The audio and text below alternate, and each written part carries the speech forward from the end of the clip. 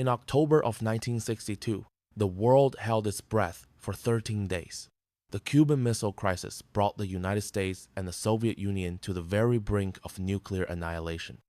While politicians engaged in a tense war of words on the surface, another secret war was being fought in the crushing silence of the deep ocean.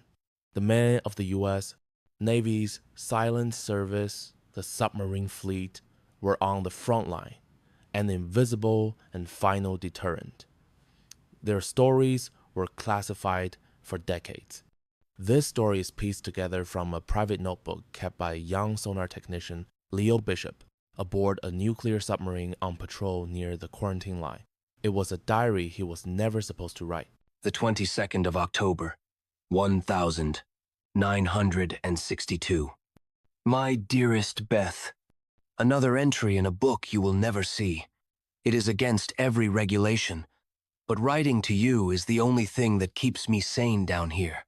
We are 300 feet beneath the surface of the Atlantic. The air tastes of recycled metal and the sweat of 100 men. For 5 days, we have been running on silent.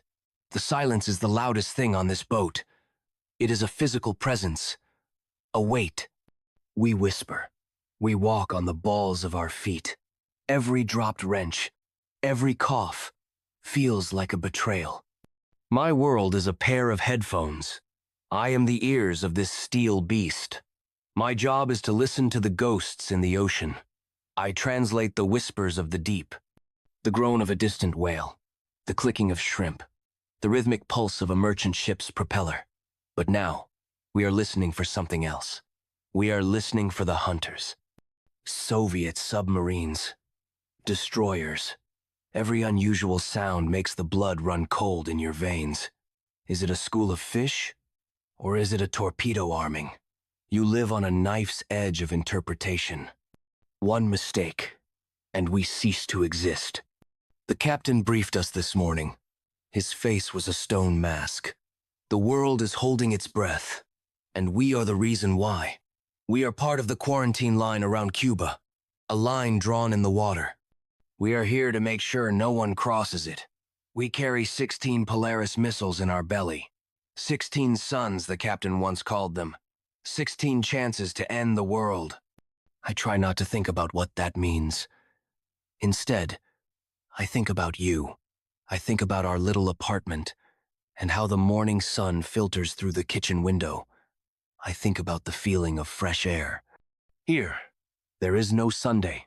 There is no air. There is only the hum of the reactor, the smell of recycled breath, and the ghosts in the water.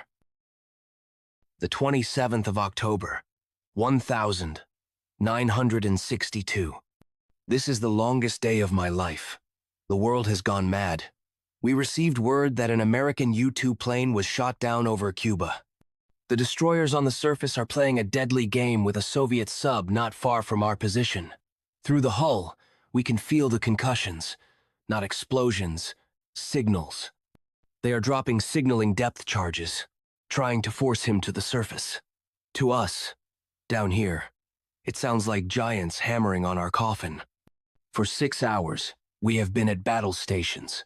I have never felt tension like this.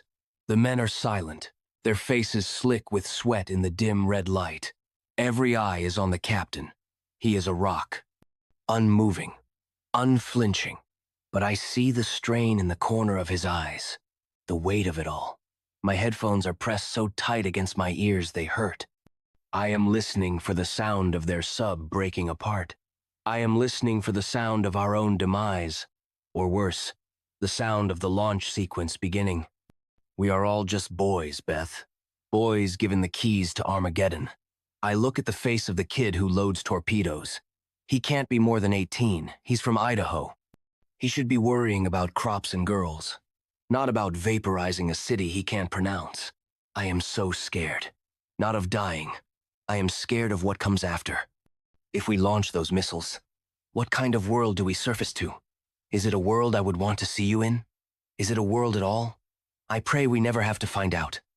I pray that the silence in my headphones returns to the gentle ghosts of whales, not the screams of a dying planet. Please, God, let there be a tomorrow, Let me hear the sun again. Final entry, dated the 29th of October. The destroyers are gone. The Soviet ships have turned back. They say it's over. The silence in my headphones is just the ocean again. We are still here. The world is still here. We are turning for home. I will see you soon, my love. I will see you soon. For decades, the story of what happened beneath the waves during the Cuban Missile Crisis remained a secret. Leo Bishop and the men he served with returned home to a world that had no idea how close it had come to the end or the role they had played in preventing it. They fought a war of nerves, of discipline, and restraint in the crushing dark.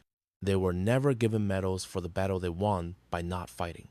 This notebook, a collection of letters to a wife that could never be sent, is a testament to that silent, terrifying victory.